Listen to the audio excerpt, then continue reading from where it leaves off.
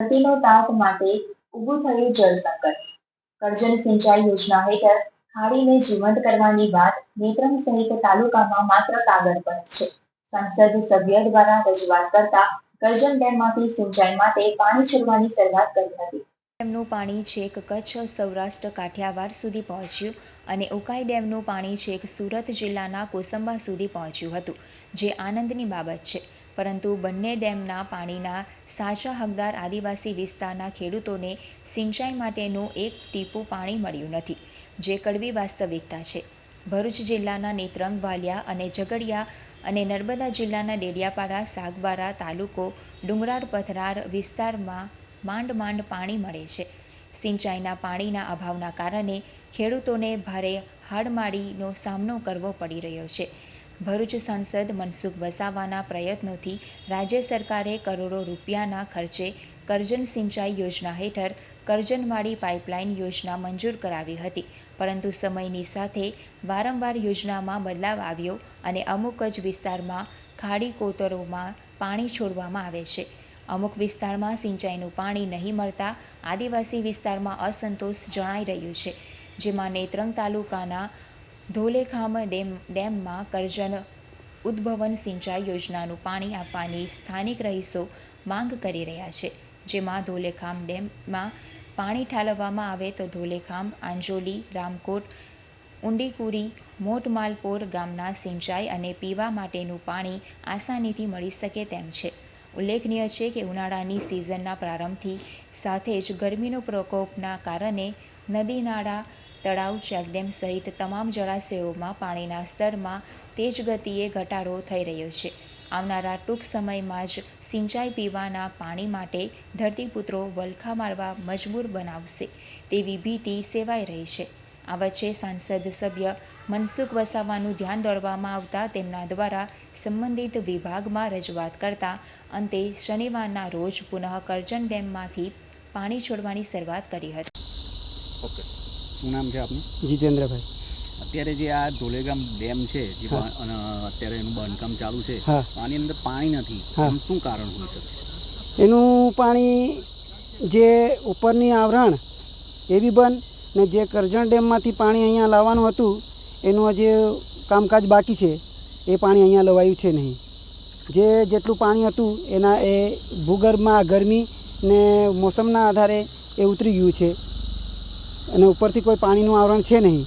એટલે એ ઉપર કરજણ ડેમમાંથી પાણી અહીંયા લાવે તો લોકો માટે અને અમારા માટે, બધા માટે, ઢોર ઢાકર માટે, પીવા માટે, દરેક કાર્યમાં વપરાય, પિયત માટે પણ વપરાય.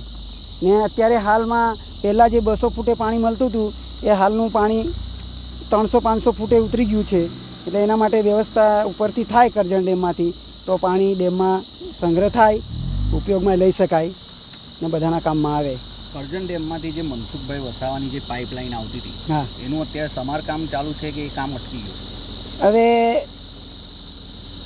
એ પૂર્ણ માહિતી નહીં, પણ બધા કહે છે કે મનસુખ સાહેબના સમર્થનમાં એ પાઇપલાઇન અહીંયા ડેમમાં લાવવાના છે ને પાણી અહીંયા આપવાના છે ડેમમાં, પણ હજુ કામ ચાલુ નથી. લાઈન છે, કરેલી છે અને વાત થયેલી પણ છે, સર્વે પણ થયેલું છે, પણ હજુ શરૂઆત થઈ નથી.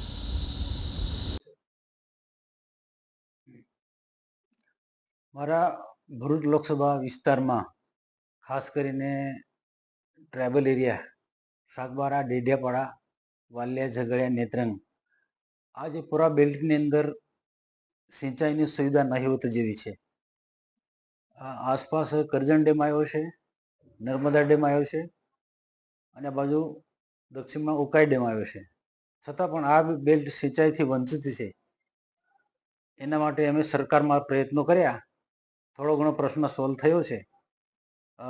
ઉદ્વન સિંચાઈ યોજના થકી ડેડિયાપાડાના કેટલાક ભાગને ઉકાઈનું પાણી મળવાનું છે અને બીજું કરજણ લિફ્ટ ઇરિગેશન થકી નેત્રંગ તાલુકા અને વાલિયા તાલુકા અને વાડી સુધીના વિસ્તારના કેટલાક ખેડૂતોને, જે કાંઠે આવેલા ખેડૂતોને સિંચાઈનું પાણી મળશે. હાલ કરજણ જળાશય યોજના થકી જે ઉદ્વન સિંચાઈ યોજનાનો પ્રોજેક્ટ પૂર્ણ થયો છે, પરંતુ એ જે સિંચાઈનું જે પાણી જે છે ખાડી કોતરમાં છોડવામાં આવે છે. ખેડૂતોની માંગ છે કે સીધું ખેતરમાં કોઈ ને કોઈ રીતના નવો પ્રોજેક્ટ બનાવીને પણ ખેતરમાં સીધે પાણી મળે સિંચાઈ માટે એવી માંગ છે. અને સાથે સાથે ધોલેખામ જે ડેમ છે એ નેત્રંગથી બિલકુલ બોર્ડર પર આવેલો છે. પાણી છેક નીચે સુધી જાય છે, પણ નેત્રંગની બાજુમાં જ આવેલો ધોલેખામ ડેમ એ બિલકુલ 15 થી 20 જેટલા ખેડૂતોને કવર કરે એટલો ડેમ છે, પણ તેમાં પાણી નથી. તો આ જે પાણી જે આ ડેમમાં નાખવામાં આવે તો નેત્રંગની આસપાસ અને ધોલેખામ ડેમની આસપાસ 15 થી 20 જેટલા ગામો છે એમને સિંચાઈનું પણ પાણી મળી શકે છે અને પીવાના પાણીનો પ્રશ્ન તાત્કાલિક સોલ્વ થઈ જઈ શકે. આના માટે મેં સરકારમાં પણ મેં રજૂઆત કરી છે. ગુજરાત સરકારના મંત્રી કુંવરજીભાઈ બાવળિયાને પણ મેં રજૂઆત કરી છે કે 3 જ કિલોમીટરનો ડિફરન્સ છે કે 3 કિલોમીટર કોઈક ને કોઈક રીતના પાઇપલાઇન કરી અને ધોલેખામ ડેમમાં પાણી નાખવામાં આવે તો ઘણો બધો મોટો પ્રશ્ન સોલ્વ થઈ શકે છે. અને જે કેટલીક જે નાના જાંબુડા જે વિસ્તાર એ જે ખાડીઓ જે છે આસપાસ બલદવા ડેમની આસપાસની જે ખાડીઓમાં જે પાણી છોડવામાં આવે છે એમાં પણ આ સ્થિતિ છે. ખાડીમાં પાણી છોડવામાં આવે છે અને એનાથી પાણીના સ્તર ઉતાર્યા છે. પીવાના પાણીના જે બોર સુકાઈ ગયા હતા એ પણ જીવંત થયા છે. કેટલાક ખેડૂતોના બોર સુકાઈ ગયા હતા એ પણ આનાથી જીવંત થયા છે આ કરજણ ઉદ્વય સિંચાઈ યોજના થકી. પણ જે ખેડૂતોને હજુ કંઈક વ્યવસ્થિત રીતના પ્લાનિંગ કરીને ખેતરમાં સીધું પાણી જાય તો વધુ એનો ફાયદો થઈ શકે તેમ છે. અને આવનારા દિવસોમાં આજે ટોટલી જે પોકેટ એરિયા મેં ગણાયો કે વાલિયા, નેત્રંગ, ઝઘડિયા અને ડેડિયાપાડા, સાગબારા જે એરિયા સિંચાઈથી વંચિત છે એવા એરિયાને કેમ કરીને આદિવાસી ખેડૂતોને સિંચાઈનું પાણી મળે એના માટે રાજ્ય સરકાર અને ભારત સરકારમાં મેં રજૂઆત કરી છે.